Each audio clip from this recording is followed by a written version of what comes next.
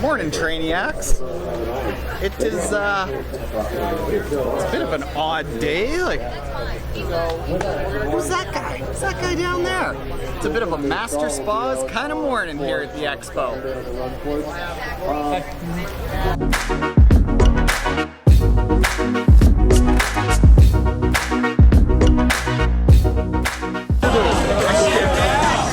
This is the 2019 Vega Ironman World Championship Expo. The voice you hear, Taren Giselle with Master Spa. To my right, Mike Wright, and to his right, Ben Gilliam. We want everyone to go over and test the Master Spa. What are they going to see over there in the booth and in the pool? So we have the Challenger 15 Deep. How's he doing over here? He's okay.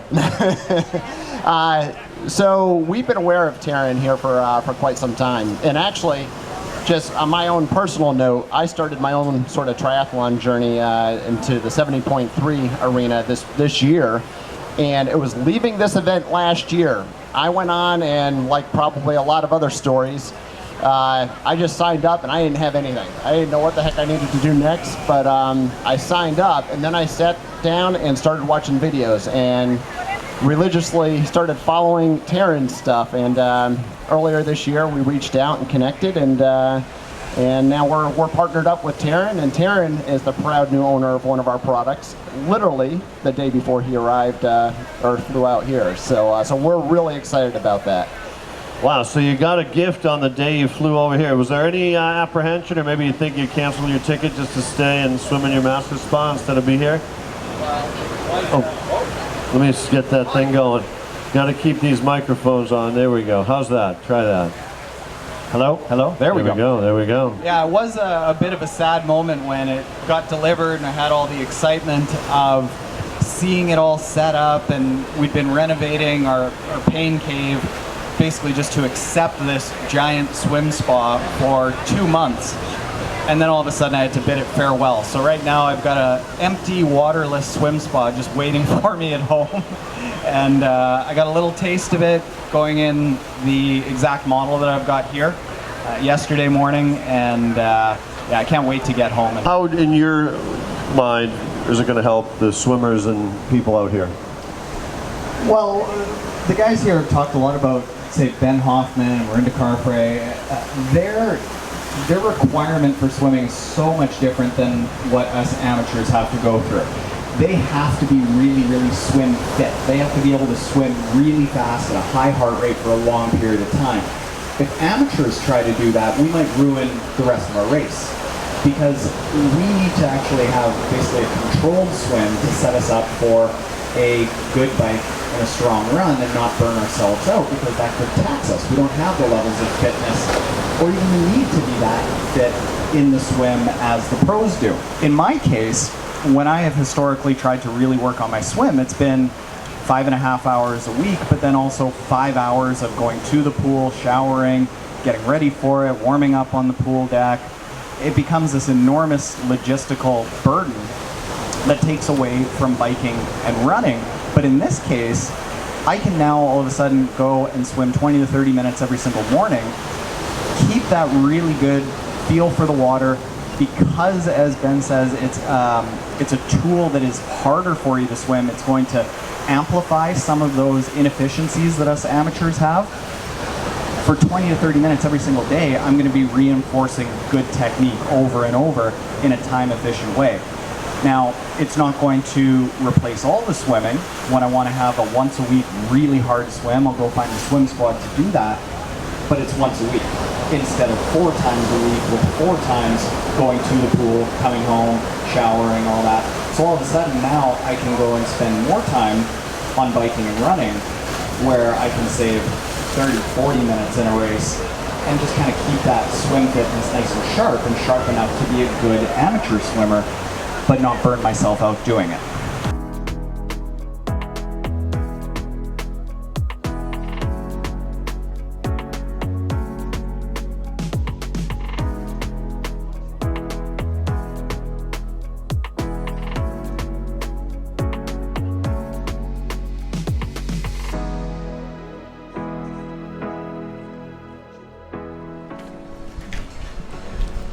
So I think now, if we can find it, we are going to go to the Generation UCAN Low Carb Athlete Meetup, where Paul Larson, Prof, Plews and Prof, Dan Plews, kind of coaching partner, is doing a bit of a talk about low carb racing in heat. And he's researched heat training and racing in heat a lot. So we're gonna pick his brain a little bit.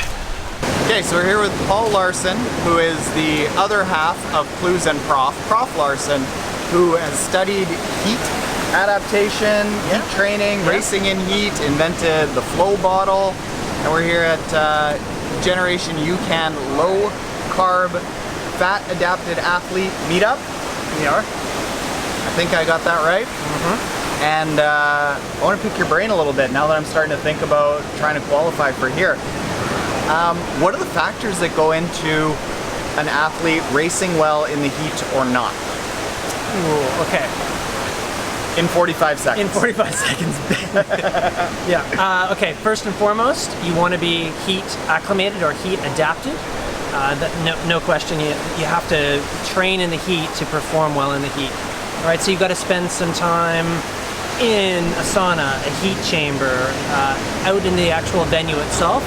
And there's a bunch of different adaptations that are going on. I could list them all off. Plasma volume expansions, heart rate lowers, exercise feels easier in the heat. But if you don't do that, you're screwed. So you've got to make sure you get heat into the system at variable amounts before you come over to Kona to race or any hot place. And if you're training in the heat, do you keep intensity the same, or do you do it strictly at the low intensities or the high intensity, or everything? Yeah, well, if you're in Kona, you really don't have too much of an option, right? If high intensity sessions are part of your program, you're going to have to do those in those hot conditions mostly, unless you're doing it in the morning or whatever. But yeah, you keep a little bit in it, but heat itself downregulates the exercise intensity, so you can only really do so much of the higher intensity exercise stuff by default, really. Okay. Yeah. And some of the pros that I've been talking to, they've been saying that at their level, it starts getting into like how much melanin is in your skin, what's your sweat rate, how fat adapted are you? Is there just like genetic factors that, like a Canadian, I'm gonna come here and suffer? Yes. Yeah, okay, there's a massive genetic component. That's right? encouraging. Yeah. So it's almost to me like the altitude story, right? Where native altitude people are going to be better adapted naturally to altitude. It's the same sort of thing with heat. If your genetic component comes from more the heat place, and you've got the darker skin, there seems to be some quicker adaptations and more resilience to the heat. And is there anything you can do with things like sweat rate or like tanning beds? Some people will tell you that you can alter that through various different strategies like hydrations, sweat tests, and these things. My belief is really you're going to get the best formula is really to get that heat in just your that system. Heat training. Absolutely. Everything else is just going to come on board. Absolutely. What about fat adaptation using lower carb products, lower carb training? Yeah. UCAN with a smaller blood glucose response. Yep. What effect does that have? So fat adaptation is going to benefit you in the heat because ultimately you're basically building more mitochondria. So you're becoming, and what winds up happening, what we know happens is your mitochondrial efficiency at high intensity diminishes with heat. So the hotter you get, the more your mitochondrial efficiency decreases. So you want to have more mitochondria on board to withstand some of that. So the drop in performance is less, or the drop in. You got it. Yeah, okay. Yeah. One of the things we always see is you burn more sugar in the heat in hot conditions, and so you want to counter that by being fat adapted, so you can burn more fat at high intensities. Okay. More energy. What can you do during the race? Like we've got the flow bottle with the slushy, not an ad by the way, you just gave me a couple. But like things with the slushy, you see Patrick running, looking like he's wearing a suit from the 80s. Like, Yeah. how do you deal with that during the race?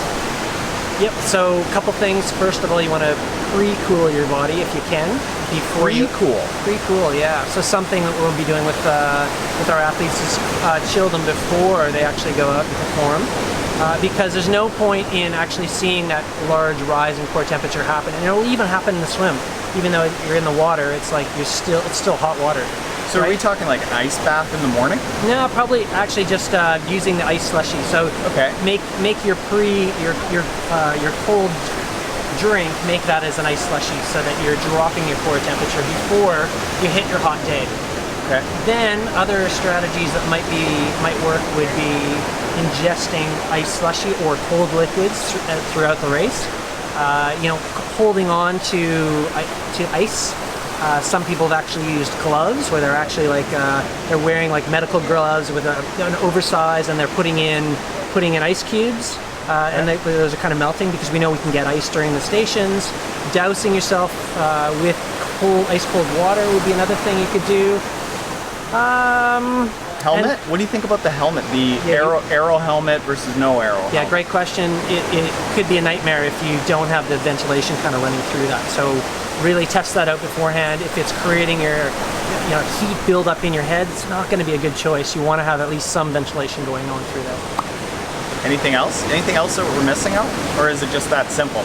Or do we need to dive into a 60-minute podcast? We probably need to put it all into a 60-minute podcast. But I mean, hydration is the obvious one. Everyone kind of goes to that, keep hydrated. But to me, that's just a bit of an obvious one. Like, drink to thirst. Your body should be telling you, drink. You're going to have to drink a fair bit. But make sure one that people forget so much is keeping the liquids cold. So, what about, say, salt tabs and electrolytes? I mean, that's a basic one. Should you be jacking that up on race day or in the weeks leading up? Controversial question, and I know there'll be so many out there that disagree with me, but again, the heat acclimation process that we began with is going to be putting salt on board. There's a big hormone called aldosterone. Its job is to heat acclimate you and make you store more salt in your body. So there's no need for salt tablets and whatnot during. Have lots of salt in your diet through the low carb diet, no question. But all of that should be on board with your sodium stores and the aldosterone keeping you under control. The salt tablets ingesting, it's too late and it's not going to really make a difference. I hear the keyboards firing away right now. I know. The comment section's going to be great. It's going to be. But yeah, happy to field those. I think another podcast. Sounds good. For sure. Thanks, Paul. So that chat with Prof gave me hope that I might be able to actually do this thing, which is really cool because check this out. Down here, we have, this is the finish chute with all the previous champions there. It happens right along the water. But then over here, that is the finish line that's starting to go up. Right there. That's where greatness is going to happen. That little fuzzy monkey. Yeah. Not quite. It's cute though, right? No, it's fun, yeah. Yeah, it's not bad. No, that's a microphone. The microphone? That's a microphone, yeah. That part? Yeah, doing this, it's probably going. Oh, no kidding. Huh? Yeah. I'm a local boy. Okay. Yeah. I'm jealous.